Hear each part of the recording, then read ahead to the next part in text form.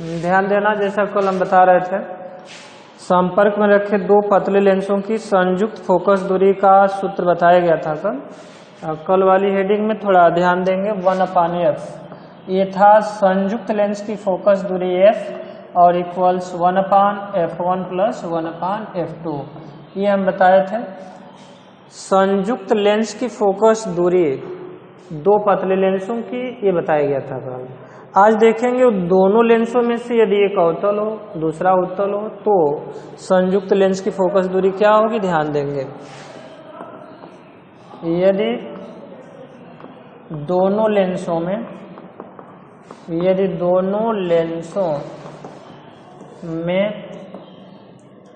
एक उत्तल तथा दूसरा लेंस अवतल हो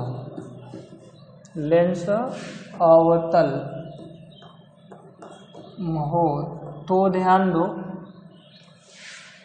अवतल लेंस के लिए जान रहे हो तो फोकस दूरी 1/f इक्वल टू 1/F। जो संयुक्त फोकस दूरी है ये बराबर होगा 1/f1 प्लस 1/f2। जो देख रहे हैं दूसरा लेंस है अवतल, तो अवतल लेंस की फोकस दूरी माइनस होती है f2 या 1/f इक्वल्स टू होगा, इसका एलसीएम लेंगे तो ध्यान देंगे इसका एलसीएम तो होगा f1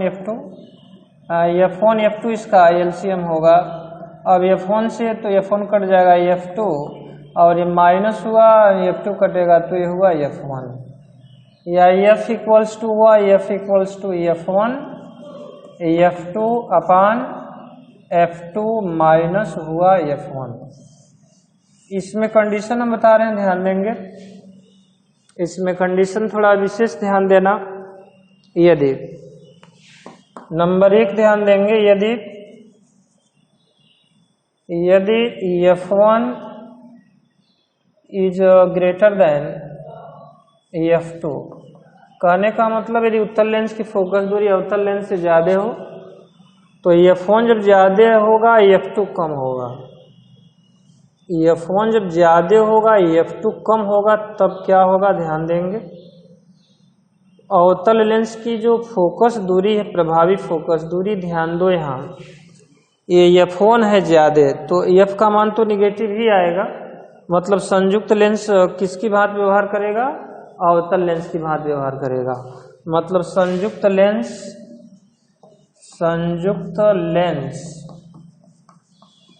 अवतल लेंस की भांति व्यवहार करेगा। अवतल लेंस की भांति व्यवहार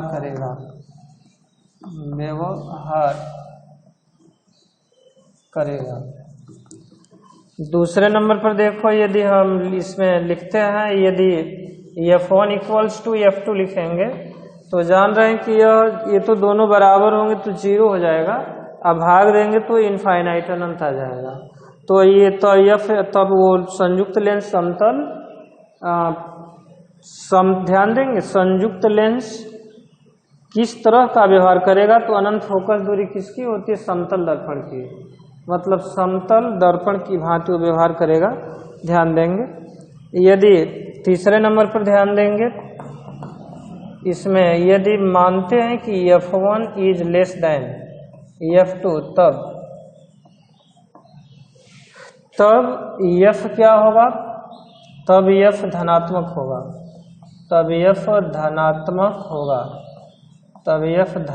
होगा। और लेंस किसकी भांति व्यवहार करेगा, उत्तल लेंस। संयुक्त लेंस उत्तल लेंस की भांति व्यवहार करेगा। तो इसमें ध्यान देंगे, ये कल की हेडिंग है। कल जो हम बता रहे थे संयुक्त लेंस की फोकस दूरी, ये फार्मूला कल हम बताए थे संयुक्त लेंस की फोकस दूरी का। इसमें अब ध्यान देंगे, इसके बाद वाली हेडिंग है, थोड़ा ध्यान देंगे उसको, एग्जाम के लिए बहुत इंपॉर्टेंट है वो। और वह है पतले लेंस के लिए न्यूटन का सूत्र, न्यूटन फार्मूला आज हम सिद्ध करेंगे, ध्यान देंगे। पतले लेंस के लिए न्यूटन का सूत्र,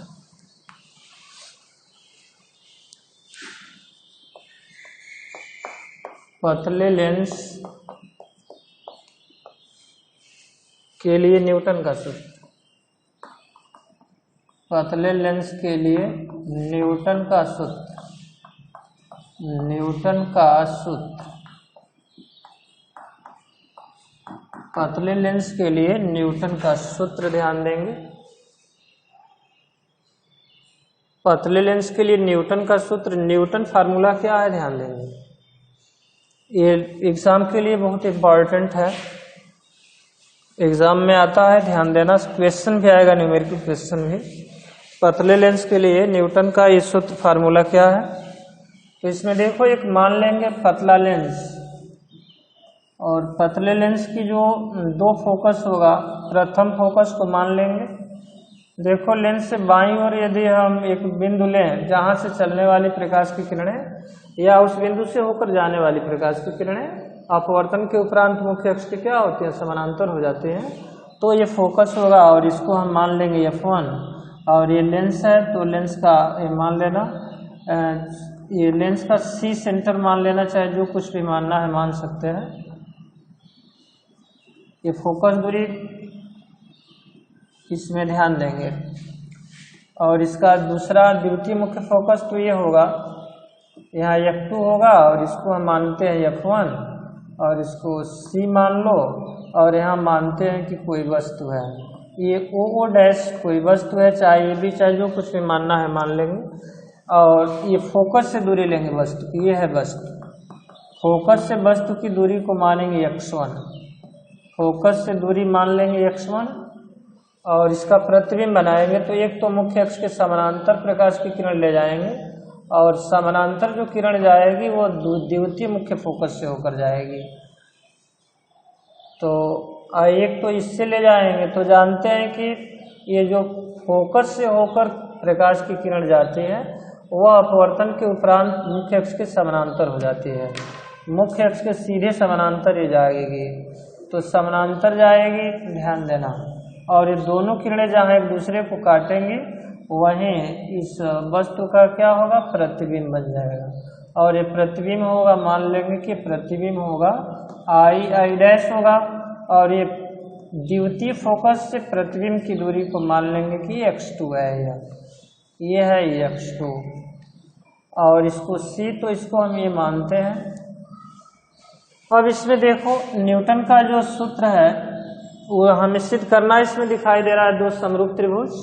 तो देखो, ये O डैश F1 और F, और इसको B मान लेना, ये दोनों, इसका ये एंगल C वाला और ये O वाला एंगल समकोण, और ये कोण एंगल बराबर होगा एंगल, तो ये समरूप दो कोण, तो उसको हम क्या करेंगे, समरूप ले लेंगे। त्रिभुज ध्यान देंगे, त्रिभुज O डैश F1 समरूप त्रिभुज F1 BC। तो इसमें भुजाएं जो होंगी, संगत भुजाओं का अनुपात बराबर होता है। तो भुजाओं का अनुपात जब बराबर लेंगे तो ध्यान देना, इस त्रिभुज में O डैश जब लेंगे तो यह O डैश अपान हो जाएगा OF1, और ये बराबर होगा उस त्रिभुज का। तो O डैश का संगत तो है इसमें BC भुजा है, BC, और अपान ध्यान देना, BC अपान CF1 लिखेंगे। अब ये हुआ O डैश ध्यान देंगे, BC भुजा, इसमें थोड़ा विशेष ध्यान देना तुम लोग। BC जो देख रहे हैं भुजा, वह I डैश के क्या होगी, बराबर होगी, क्योंकि दो समांतर रेखाएं हैं और उनके बीच की लंबवत दूरी हर एक जगह समान होती है। तो चूंकि यहाँ हम लिख सकते हैं, चूंकि BC भुजा बराबर लिखा जा सकता है I डैश। अब ये बताओ कि BC के जगह पर हम I डैश लिखें तो ये OO डैश अपान OF1, और इक्वल्स इसके जगह पर लिखा जाए I डैश, और ये हुआ CF1। इसमें I डैश किधर लाएंगे, OO डैश अपान ये हुआ I डैश, और इक्वल टू इसको वहाँ ले जाएंगे तो OF1 अपान CF1। OF1 का मान तो देख रहे हैं कि x1 है, तो यह हुआ ये OO dash upon I dash equals to OF1 का मान है x1, CF1 देख रहे हैं तो फोकस दूरी है F1। ये हुआ समीकरण नंबर, ध्यान देंगे 1। इसी प्रकार एक और हमें त्रिभुज दिखाई दे रहा है, त्रिभुज का युग्म समरूप दिखाई दे रहा है, तो ध्यान देना इसी प्रकार जो दूसरा त्रिभुज है CAF2 समरूप त्रिभुज F2II डैश। तो समरूप है तो इसमें भी संगत भुजाओं का अनुपात बराबर होगा, मतलब AC/CF2 और बराबर AC की संगत भुजा है उसमें II डैश, और II डैश अपान, तो II डैश अपान IF2 लिखेंगे, IF2। तो AC की जगह पर, चूंकि AC जान रहे हैं किसके बराबर है, O डैश के बराबर है, क्योंकि ये दो समांतर रेखाएं, इनके बीच की लंबवत दूरी प्रत्येक जगह समान होती है, बराबर होती है। AC की जगह पर लिखा जाए O डैश और अपान CF2, और यह बराबर हुआ II डैश अपान IF2। तो इसमें लिख सकते हैं O डैश अपान II डैश, और यह इक्वल टू हुआ CF2 अपान IF2। तो मान इसमें अब रख लेंगे, ये O डैश अपान हुआ II डैश और इक्वल टू CF2, तो CF2 का मान तो देख रहे हैं कि फोकस दूरी F2 है यह, और अपान जो IF2 देख रहे हैं IF2 वह है X2। ये हुआ समीकरण नंबर, ये हुआ 2। अब इसमें देख रहे हैं कि समीकरण नंबर 1 और समीकरण नंबर जो 2 है वो अब सेम है, बराबर है। समीकरण नंबर 1 बराबर 2 से, तो समीकरण नंबर 1 बराबर 2 से लिखा जाएगा, समीकरण नंबर 1 बराबर 2 से जो देख रहे हैं वह है x1 अपान f1, और यह बराबर है f2 अपान x2। ध्यान दो, तो तिर्यक गुणा करेंगे तो f1 f2 equal to x1 x2। ये जो लेंसों की फोकस दूरियों का जो गुणनफल है वह लेंस की फोकस से वस्तु और लेंस के फोकस से प्रतिबिंब की दूरी के गुणनफल के बराबर होता है। यही है न्यूटन फार्मूला पतले लेंस के लिए। तो इसके बाद देखेंगे इस लेसन की, अब लास्ट हेडिंग देखेंगे। लेसन लगभग समापन की ओर चल रहा है। विस्थापन विधि से उत्तल लेंस की फोकस दूरी हम ज्ञात करेंगे और उसी में वस्तु के आकार के लिए एक सूत्र का निगमन भी करेंगे। ये बहुत इंपॉर्टेंट है, विस्थापन विधि से उत्तल लेंस की फोकस दूरी। और साथ ही साथ ध्यान देना इसमें प्रैक्टिकल के लिए भी, लैब में प्रैक्टिकल करके दिखाया जाता है विस्थापन विधि द्वारा। मतलब ऑप्टिकल बेंच देंगे, एक उत्तल लेंस दे देंगे और कह देंगे कि 2 पिन देंगे, तो उसके द्वारा प्रकाशिक बेंच और उत्तल लेंस, प्रकाशिक बेंच देंगे, उत्तल लेंस देंगे और कहेंगे इसकी फोकस दूरी निकालकर विस्थापन विधि द्वारा बताओ।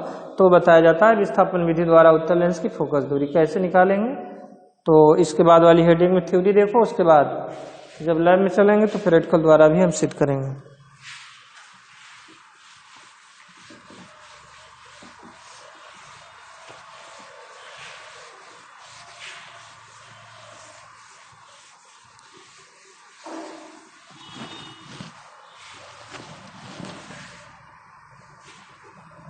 विस्थापन विधि द्वारा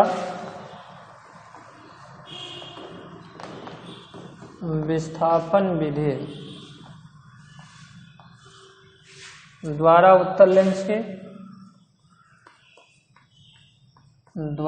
उत्तल लेंस की फोकस दूरी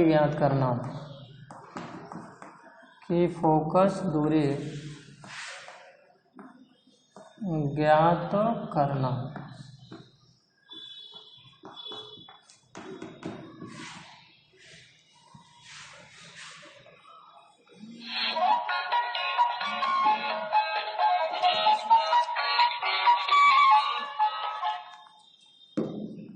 determination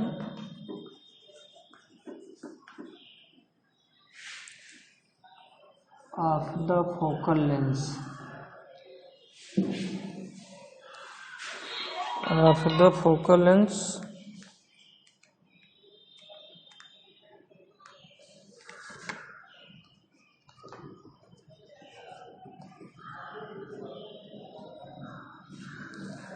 of a convex focal length है, focal length of a convex lens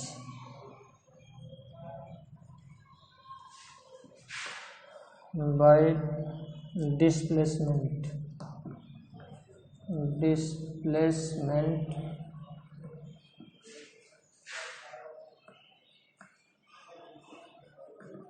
method. Determination of the ये focal length of a convex lens by displacement method. इसमें थोड़ा ध्यान देना, ये उत्तल लेंस की फोकस दूरी लेंस से कहीं रहेगा, उसको पहले तो हम एक स्थिति में रखेंगे और दूसरी स्थिति में भी ले जाएंगे। थोड़ा इसमें सिद्धांत पर विशेष ध्यान देना। इसका जो सिद्धांत है पूछता है एग्जाम में सिद्धांत, तो इसके सिद्धांत में बताना कि जो लेंस की फोकस दूरी होगी वह वस्तु और प्रतिबिंब पिन के बीच की जो दूरी होगी लेंस की अनुमानित फोकस दूरी का 4 गुना होना चाहिए, 4 गुना से अधिक होना चाहिए, कम नहीं होना चाहिए। तो लेंस की अनुमानित फोकस दूरी हम लैब में देखते हैं, लेंस को लेकर के और प्रकाश की जो किरणें होती हैं एक बिंदु पर केंद्रित कराकर लेंस से उस बिंदु को मीटर पैमाने द्वारा लेकर हम बता देते हैं कि लेंस की अनुमानित फोकस दूरी इतना सेमी है, और उसके 4 गुना से अधिक दूरी रखते हैं किसकी, तो वस्तु और प्रतिबिंब पिन के बीच की दूरी। उससे ज़्यादा रहेगी तभी प्रतिबिंब बनेगा, यदि कम कर देंगे तो प्रतिबिंब बनेगा नहीं, दिखाई नहीं देगा दोनों स्थितियों में। तो हम मान लेते हैं ये ऑप्टिकल बेंच है और इस ऑप्टिकल बेंच पर मतलब एक वस्तु को हम रख दे रहे हैं, वस्तु है, वस्तु को मान लेना कि वस्तु है ओ डैश और इसके सामने एक फोकस, एक एफ फोकस दूरी वाला एक L1 स्थिति में उत्तल लेंस रखते हैं। यह L1 स्थिति है लेंस की, ध्यान देना L1 स्थिति में लेंस क्या किया गया, रखा गया है। अब यहाँ से एक किरण ले जाएंगे तो एक किरण तो मुख्य अक्ष के समानांतर ले जाएंगे और एक किरण ले जाएंगे सीधे इसके ऑप्टिकल सेंटर से L1 से ले जाएंगे। तो मुख्य अक्ष के समांतर जाने वाली प्रकाश की किरणें तो अपवर्तन के उपरांत मुख्य अक्ष को जहाँ काटेंगे वहाँ तो फोकस हो जाएगा, लेकिन ये जो देख रहे हैं सीधे इस किरण को ले जाएंगे, सीधे ले जाएंगे तो ये किरण क्या करेगी, दोनों किरण एक दूसरे को काटेंगी, तो जहाँ काटेंगे वही वस्तु का क्या होगा, प्रतिबिंब बन जाएगा। ये प्रतिबिंब है आई डैश, ध्यान देना, और ये वस्तु है ओ डैश। इसकी दूरी को ध्यान देंगे, यहाँ यू से दिखाएंगे और प्रतिबिंब बना है तो इसकी दूरी को किससे दिखाया जाएगा, वी से दिखाएंगे। अब इसमें देखो इस L1 लेंस को खिसका कर ले जाएंगे, डिस्प्लेसमेंट कराएंगे, मतलब ये D जो है इसको विस्थापित, D दूरी विस्थापित करके जब यहाँ लाएंगे प्रतिबिंब पिन की ओर लाएंगे तो वैसा ही एक प्रतिबिंब बनेगा, लेकिन अब बड़ा नहीं बनेगा बल्कि बनेगा छोटा। यहाँ से देखो प्रतिबिंब जब बनाएंगे यहाँ तो ये बस छोटा प्रतिबिंब बनेगा, बड़ा नहीं बनेगा, ये वस्तु से छोटा प्रतिबिंब बनेगा और ये होगा आई डबल डैश। ये L2 स्थिति है लेंस की, दोनों स्थितियों के बीच की दूरी D माना गया है और यहाँ से अब इसकी दूरी को हम U मानेंगे, दूसरी स्थिति के लिए यह U होगा और फिर यहाँ से इसकी दूरी को क्या मान लेंगे, इसकी दूरी को मान लेंगे कि ये V होगा। अब हमें लेंस की फोकस दूरी, दोनों स्थितियों में लेंस एक ही है, मान लेंगे कि लेंस की फोकस दूरी F है जिसका हमें पता करना है, ध्यान दो। अब थोड़ा सा ध्यान देंगे, लेंस की फोकस दूरी तो तब आएगी जब हमें U और V का मान मालूम हो, तो 1/f से हम सीधे लिख लेंगे, लेकिन इसमें अब देखना है कि 1/, जो U है 1/V, तो V का मान क्या होगा और U का मान क्या होगा, D के पद में देखना है। और देखो दोनों पिनों के बीच की जो दूरी होगी लेंस की अनुमानित फोकस दूरी के 4 गुना से ज़्यादा होगी, तो लेंस के जो दोनों पिनों के बीच की दूरी होगी उसको ये मान लेंगे, दोनों पिनों के बीच की दूरी को मानेंगे ए। तो देखो अब ए का जो मान है वो V + U के बराबर होगा, चित्र से ध्यान देना,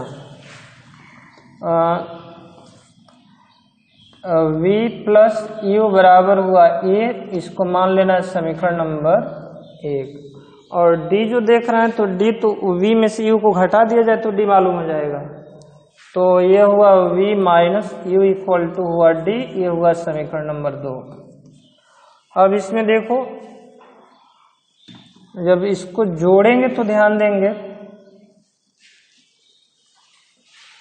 यू सी यू तो कट जाएगा, जोड़ने पर यू सी यू कट जाएगा, जोड़ने पर ये यू सी यू कटेगा तो 2v equal to a plus d, तो v बराबर हुआ a प्लस डी बाई 2। और घटाने पर क्या होगा, तो घटाने पर ध्यान देंगे v plus u equal to a और v minus u equal to d. ये घटाने पर आएगा, चिन्ह बदल जाएगा घटाने पर, इसका माइनस और इसका प्लस और ये माइनस ये कट जाएगा। ये घटाने पर हुआ ये 2u equal to a minus d, तो u equal to a minus d upon ये होगा 2। अब u और v का मान हो गया, तो लेंस का सूत्र जानते हैं। लेंस का जो फार्मूला होता है, लेंस का सूत्र होता है, लेंस का सूत्र 1/f equal to 1/v minus 1/u ये होता है। अब इसमें मान रख लेना, तो f का मान आ जाएगा 1/f इक्वल टू हुआ 1/v की जगह पर मान होगा a प्लस डी बाई 2 और ये माइनस 1/u के जगह पर मान हुआ a माइनस डी अपान 2 ये हुआ। अब 2 तो ऊपर चला जाएगा, तो 2 को जब ऊपर ले जाएंगे तो 1/f इक्वल टू हुआ 2/a प्लस डी और ये माइनस 2/a माइनस डी। इसका एलसीएम लेंगे तो 1/f इक्वल टू हुआ a प्लस डी और इंटू a माइनस डी। या लेंस की जो फोकस दूरी होगी 1/f इक्वल टू, इसमें थोड़ा सा ध्यान दो, a प्लस डी से तो ये कट जाएगा, a माइनस डी का तो यहाँ 2 और इंटू a माइनस डी और a minus 2 into a plus D ये हुआ। या 1/f इक्वल टू, यहाँ देखो 2 ये होगा माइनस 2d, बोलो। और इसमें थोड़ा ध्यान देंगे, ये माइनस में जब चिन्ह लेंगे तो माइनस में जब चिन्ह लेंगे तो ये प्लस हो जाएगा, ये भी प्लस हो जाएगा।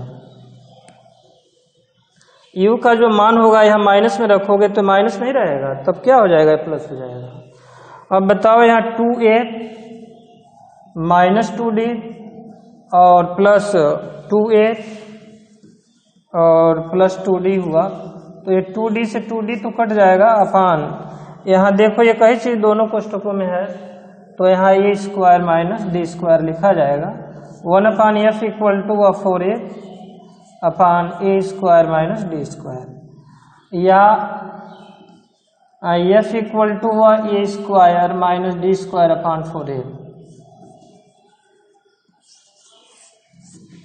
तो यदि दोनों पिनों के बीच की दूरी हमें ये मालूम हो और लेंसों को जितना विस्थापित कर रहे हैं वो मालूम हो जाए, तो लेंस की फोकस दूरी f का मान इस सूत्र द्वारा हम क्या करेंगे, ज्ञात कर लेंगे। एक चीज देखेंगे, लंबन दूर करना है, तो लंबन कैसे दूर करेंगे, इस लेंस को मुख्य अक्ष पर आगे पीछे खिसकाएंगे तो इस वस्तु का प्रतिबिंब जब उस पिन पर जाकर बनेगा, मतलब ऐसी ही पिन यहाँ एक और रहेगी, इस तरह से पिन रहेगी यहाँ, इसी पिन पर ठीक प्रतिबिंब बनेगा, तो लंबन क्या होगा, दूर रहेगा।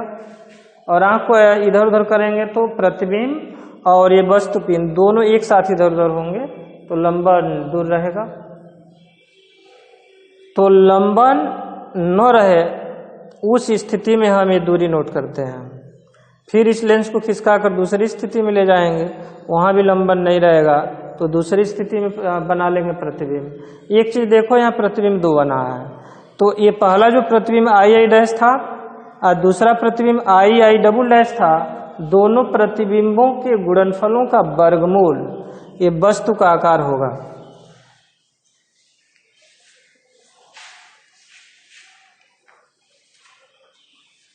वस्तु का आकार देखो, ध्यान से देखना, इसमें वस्तु का आकार,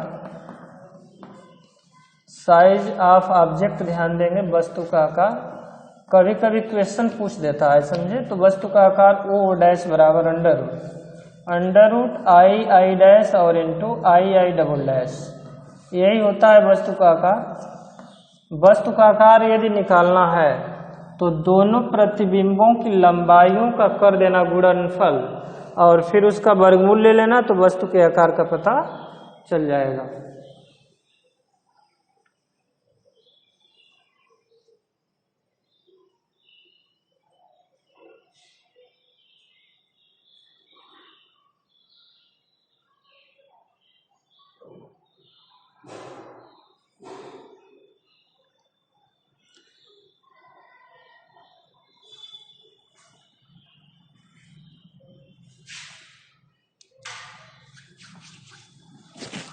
कई मिनट हुआ है,